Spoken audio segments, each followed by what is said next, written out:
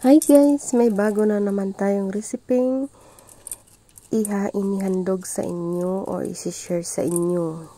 Ito po ay lotus with munggo or sa English ng munggo ay mung bean.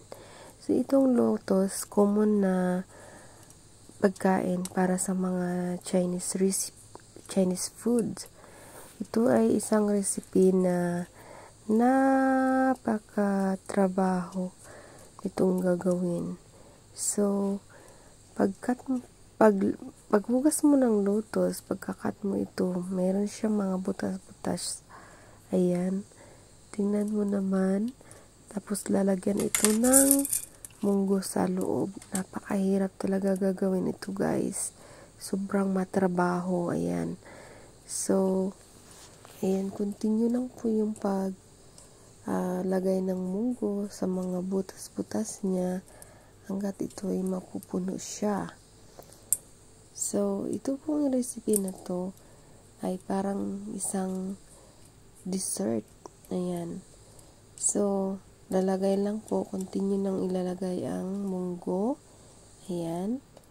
Hanggat ito ay mapupuno siya. Ayan. And then, ayan, pagkatapos niyan, lalagyan na naman siya ulit ng munggo or mung bean. So, ayan na nga guys, kailangan pa itong tusok-tusokin bago lagyan ito ng munggo or mung bean. Itong lotus. So, napakatrabaho, no? So, kailangan lang po ng tiyaga paano ito. So, ayan guys, continue lang po yung pagtusok-tusok ng lotus at paglalagay ng mung bean. So,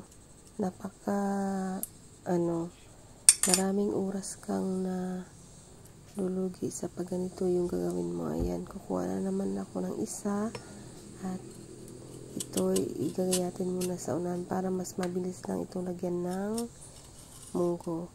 Ayan, tapos bubutasin. Ayan, tapos lagyan na naman ito ng so, after that guys, ayan, tatanggalin yung mga laman-laman sa loob niya. Ayan, tapos lalagyan na naman ulit ng mung bean or munggo. Ayan, continue lang po yung paglalagay hanggat ito'y mapupuno. Ayan, tusok-tusokin na naman natin at lalagyan naman ito ng munggo. Ayan, guys, pagkatapos naman yun na natusok-tusok na yung munggo na pasok sa loob, ayan, ilalaga na naman natin at lagyan ito ng mga pork knuckles or pork bones. Parang soup siya, guys. Ayan. O, diba ang galing?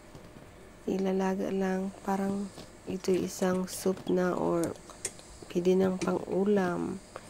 Yung iba nga po, yung lotus, ginagawa din po ito ng desserts. Ayan, isang napakahirap na recipe ng Chinese food. Bye-bye!